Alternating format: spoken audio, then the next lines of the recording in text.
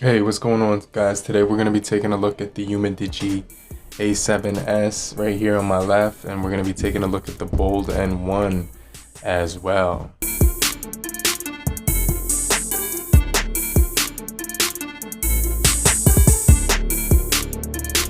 Stay locked in with me. Okay, guys, let's take a look at these in a little bit more detail. So we have the Bold N1 on my right and the Umidigi to my left. So both of these devices are really good phones. This one's $80 at the moment. You can get it for $100 once the sale is over. This is $199. Well, let's compare them as right now and talk about some of the things that's different about them. So on the left, we have the Umidigi A7s. It's a smartphone that's pretty decent. It came out in 2020, September. This came out in September 2019. We have a heavier phone on the left, which is the Umidigi A7. It's made of this vinyl finish. On the back of the Bold M1, we get this glossy material, which is wireless charging as well on the back here with Gorilla Glass 5. This is plastic material, no wireless charging on here, but they both do have Type-C charging, which is kind of cool. We also do got a heavier phone, like I said, on the left with the Umidigi, but on the right, we have that AMOLED display. It's 6.4 inches. On the Umidigi A7s, we have a 6.49-inch display with facial recognition, no fingerprint sensor on there. So you can see I do use the night light mode on this device just so it can help my eyes with the light. I know a lot of devices have that blue light, so if you're not using glasses, I would definitely recommend you put that on. So you can see right here on the Bold M1, we have an AMOLED display. It's 20:9 aspect ratio, and on the Umidigi A7s, we also do have a 20:9 aspect ratio with the dewdrop notch at the top. Now, this is a 720 display by 1600, and we have a 2340 x 1080 display AMOLED. Really nice full HD display here, HD plus display here. You can see we do have a gyroscope, a working gyroscope. So if you look at panorama photos on social media, you'll be able to scroll through those, and you do get that panorama experience on here. So I do think that's pretty cool.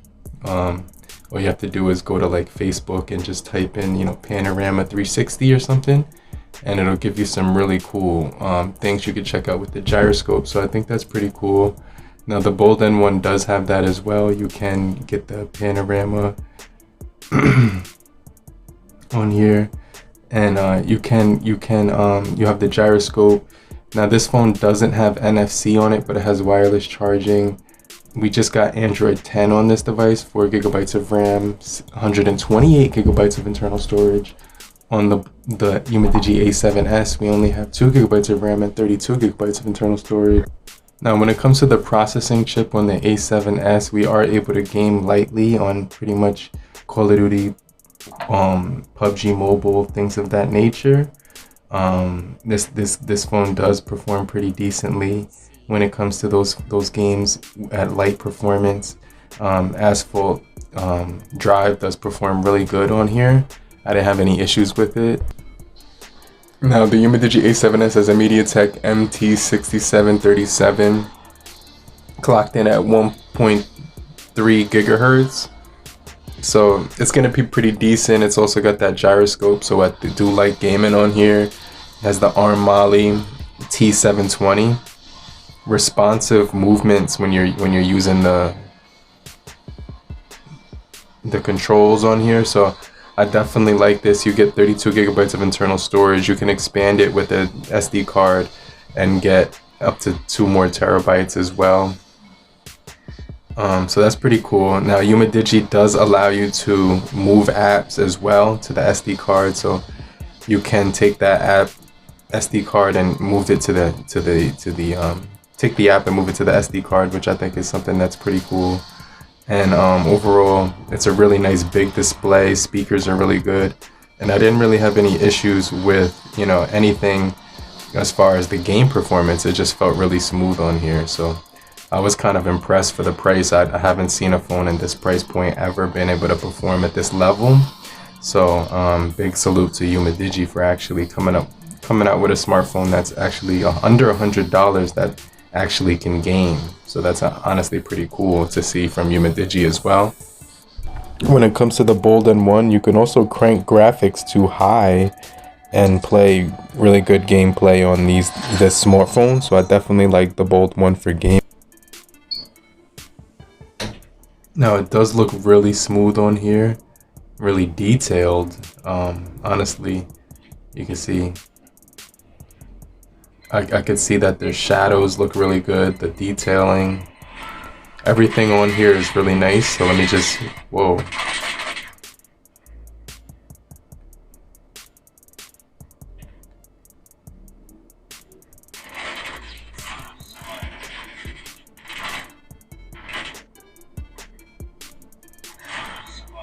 Got him.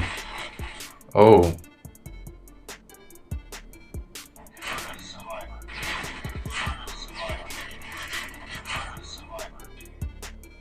Okay, so this is really good graphics, guys. I'm really impressed with it. You can see right here. So I'm the last survivor. This thing has the P70 processing chip. It also does have, 4 gigabytes of RAM. It also does have the ARM Mali G72 MP3. This thing is really performing at a really nice rate of speed. Definitely different from any other smartphone. A lot quicker than the Umidigi A7s. If you're looking for a better gameplay and performance wise, this is definitely going to be pretty cool.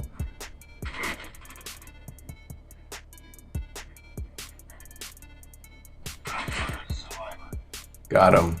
Alright, so I definitely would recommend this for gaming, guys.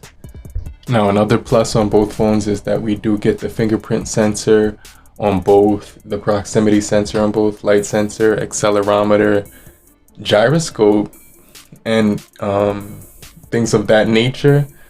Now there is a gravity sensor on the Bolden one, but there's not on the Umidigi A7s, but we do get a temperature sensor on here, so you can actually, it's not a contactless thermometer, so you can take people's temperatures with that.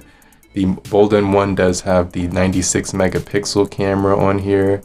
It does have a variety of features inside of the camera, such as night mode, pro mode for pictures, slow motion panorama, and intelligent scanning, beauty. You could even take portraits on here, which is cool. When you touch this button, it'll do a portrait, and you could just get that as well. Now, since the Android 10 beta program messed up the front-facing camera, you could always flip it around and take cameras of yourself through the front. So let me show you. I used the volume rocker up to snap the photo, and then you can see right here, it still takes pretty decent photos of my face with the rear camera. So I just want to show you that it does take pretty good pictures right there with the rear camera, until they fix the front-facing camera. But I would not recommend upgrading to the Android 10 if you didn't want to have their messed up front-facing camera until they fix it. But let me just talk about the cameras in a little bit more detail. Now on the Bolden one, we're getting the 16 megapixel and the 5 megapixel for portraits, and we are getting a 13 megapixel selfie camera. Now on the A7s, we are getting a triple camera arrangement. It's the 13 megapixel, 8 megapixel for wide angle, and 2 megapixel for portraits. On the front, we're getting an 8 megapixel on the A7s as well.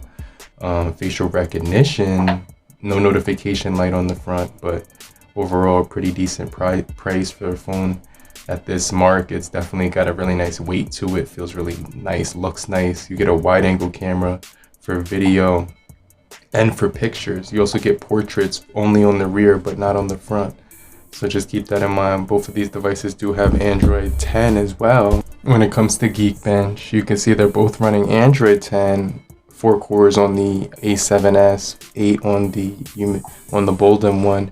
You can see that the performance is nearly quadrupled on the Bolden one compared to the Umidigi A7s. This one is much more of a performance device versus an entry-level budget device. So just something to take note of. 4 gigabytes here, 2 gigabytes here. So that's going to be the main difference. Let's clear all the apps and conduct a quick performance speed test just to see how quick apps will open Play Store. And a whole 2 seconds on the Umidigi, on the Bold M1. So let's go to YouTube, 1, 2, 3. And let's see which one will open and how much quicker. So about a 2 second gap there based on the performance I'm seeing. So let's go to Instagram, 1, 2, and 3. And let's try Facebook. So about, that was close. That was almost even right there. So that's kind of impressive. Let's try Facebook. Right now I'm kind of sick, so pardon if I'm, snuffling right now. But that came up really quick on the Bold M1. Both came up really quick. Both look really nice. I'm gonna go ahead and like this photo. Shout out to George. Make sure you add Mobile Geezer on YouTube. He has some really good videos on camera tests. Spotify.